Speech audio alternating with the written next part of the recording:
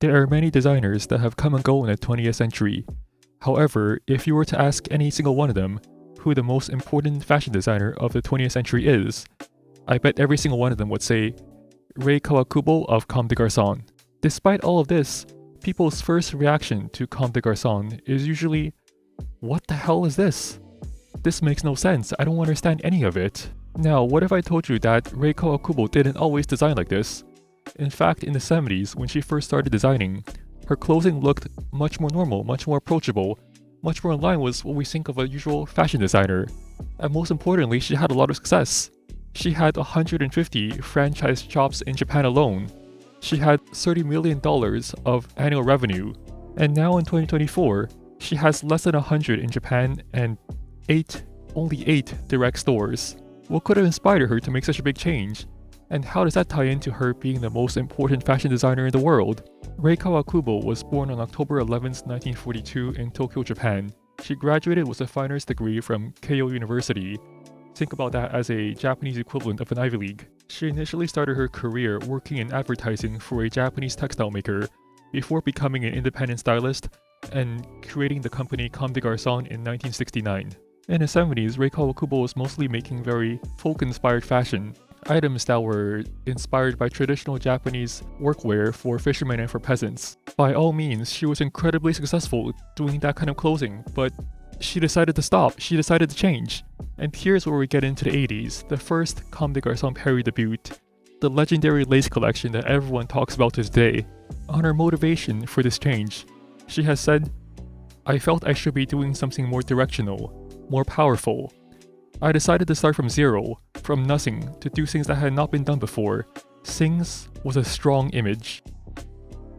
You know, I kind of understand why someone would do that, because as an artist, I believe everyone goes through this. Everyone starts off learning about the old masters, you know, looking up all these beautiful traditional paintings or sculptures that they've done, and everyone starts off learning how to copy those. Everyone starts off going into a art museum with a easel and a paintbrush and just copying every bit of a painting that's very famous. That only gets you so far. Eventually you realize that you can't best the masters by playing their own game. They're the masters because they perfected it. It's their language, they invented it. They are the absolute best, and there is nowhere for you to go by doing what they've already done. So what do you do as an artist? Well, you play a different game, you play your own game. You break the rules and you make something new. This is called modernism. And according to Britannica, in the fine arts, modernism is a break with the past and the concurrent search for new forms of expression. Modernism fostered a period of experimentation in the arts.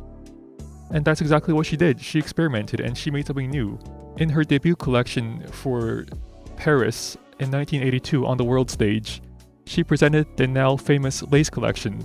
But back then, when she presented it, everyone, the whole world was shocked at it, because just take a look at this stuff. Like, there's holes all over this sweater. Look at how shapeless and wide everything is. The fashion press in France called it the aesthetic of poverty. And if TikTok was around back then, they would have called this stuff 𝗪𝗁𝗲𝗄. There was an absolute outroar. You have to understand that the predominant look of Paris fashion in the 70s is Jean-Paul Gaultier and Mugler. If you look at that stuff, it's very, very maximalist. A lot of it hinges on what is termed sexual bravado, a division of the body into various fetish parts. And here's Comme des Garçons with a sweater that's completely shredded up. Why did she do this? Well, she said that Western skin-tight garments are quite boring. I designed for women who are beyond that, the bag lady of New York. And as for this sweater, she said, the machines that make fabric are more and more making uniform, flawless textures. I like it when something is off, not perfect.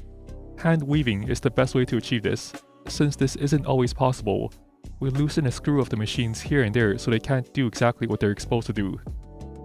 What all of this means and what all of this is she is protesting against the French ideal of fashion, against the French monopoly on beauty and couture. She is protesting against a traditional social construction of the woman. All of this sounds very familiar because all of this has historical precedent in art history. There was once a guy called Marcel Duchamp, and there once was a sculpture exhibition to which our protagonist, Duchamp, submitted a freaking urinal. Scribbled was the words 𝗪𝗻𝗽𝗀 as if it's an artist signature. And as you can imagine, there was plenty of outrage. How can he do this to a proper arts exhibition? Duchamp was really protesting against an idea that he called retinal art. Art that only has value as an aesthetic. Art that only has value as something you see. Not something to think about, not something to be considered. Not something that takes time and effort to be understood. Now, how does Duchamp relate to Rei Kawakubo? Well, I think Rei Kawakubo is also protesting. She's protesting not against retinal art, but retinal fashion. Fashion that only exists as an aesthetic. Fashion that only exists to please others. Fashion that only exists as something you see and not something to think about.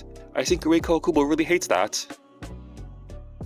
Now, if you were to ask me what Comme des Garçons stands for, I would tell you, in my opinion, Comme des Garçons stands for a set of values. When someone wears Comme des Garçons, they are expressing these values that they hold in themselves. Rei Kawakubo has said in an interview that fashion design is not about revealing or accentuating the shape of a woman's body. Its purpose is to allow a person to be what they are. The freedom to be who you want to be, the freedom to be who you really are. If you look at a lot of her clothing, you see seams that allude to this, stuff like jackets that are reversible, completely different on the inside and the outside, things that have no left or right, sleeves on top of sleeves that go into sleeves. You can wear it any way you want, that's the idea. Over the half a century that Rei Kawakubo has been making clothing and debuting Comme des Garçons collections, her style has never been constant, it's always been changing. However, there's been one thing that has never changed, her values. Comme des Garçons is a value. She said, there is always one rule, the Kachikan of Comme des Garçons, and then there are seams, sub-seams, and interlinking plots. It started with what she calls Kachikan, which means a sense of values in Japanese, which is what we call the language of Comme des Garçons.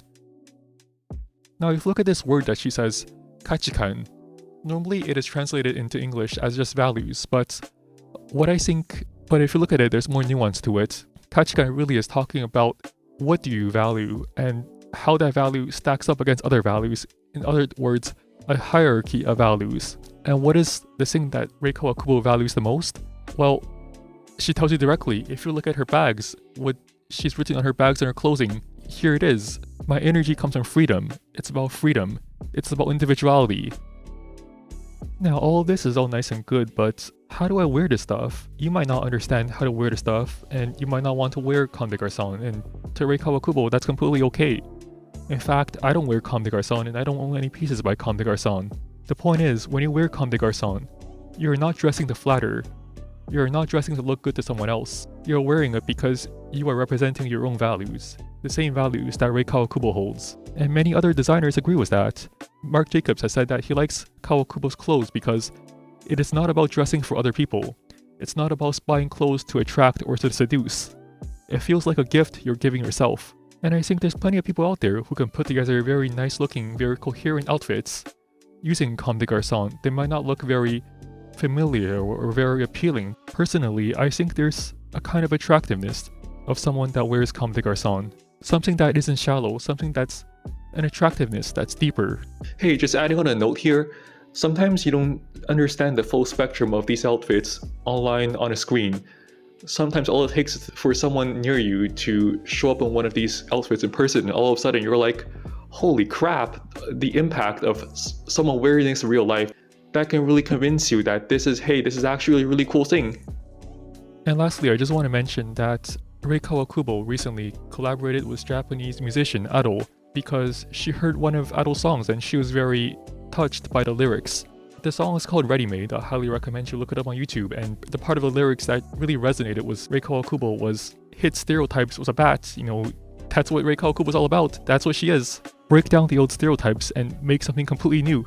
That's it, thank you for watching. I've included some references to books that I used for this video down below, and I really hope you can read them. If you want to learn more about Rei Kawakubo, these books are very invaluable resources and give you much more information that I can convey in a single video.